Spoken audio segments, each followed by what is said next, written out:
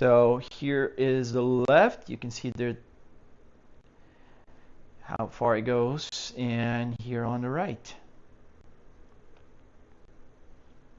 I kind of leave it right here, just about there. Yeah, I mean, if you're curious, there's a lot of videos on my channel. I've made a tutorial on how to build this, and I'm gonna work on the electronics and show the details on how to program everything.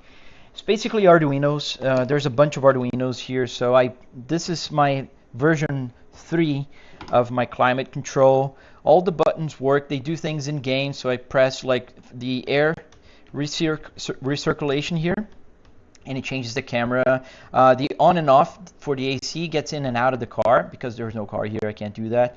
I can set each of these temperatures to a different action. All the buttons down here also work. The traction control and whatnot.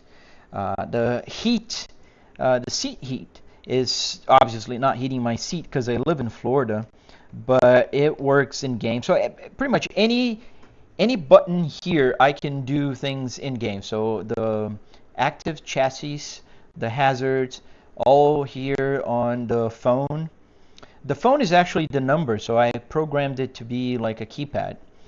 With the yes being enter, no being escape.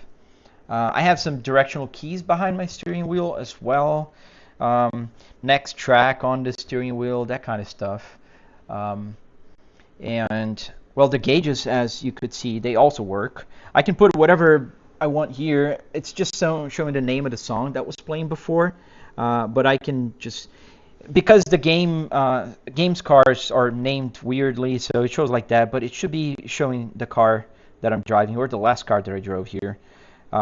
Fuel also works. I don't know if you can see. I don't think you can see the fuel from the camera. The fuel is right here in this area, but is the camera? Oh yeah, the camera's working.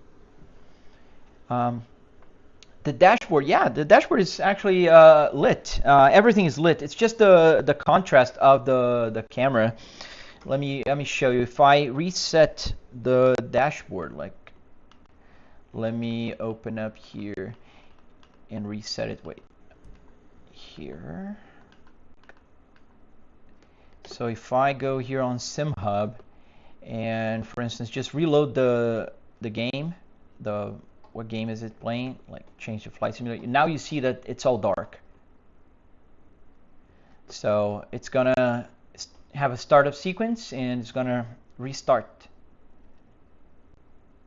And all the lights here are also on. It's just that because of the lights and because the TV is also so bright that I have to really tone it down here in terms of what is visible here on exposure. But if I take the brightness down for the TV, you'll be able to see the dashboard lights a little better. And here also, this screen here, as weird as it sounds, it's so bright that this is usually the brightest part. So my navigation screen is usually the worst one. And I can change, let me show you what the Apple CarPlay has. So here's the Apple CarPlay.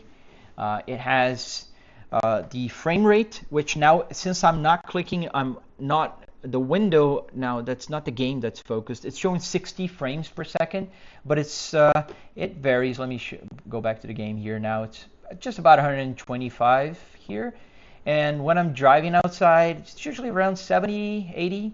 Because of the triple 4K, it kind of gets my graphics card to go wild.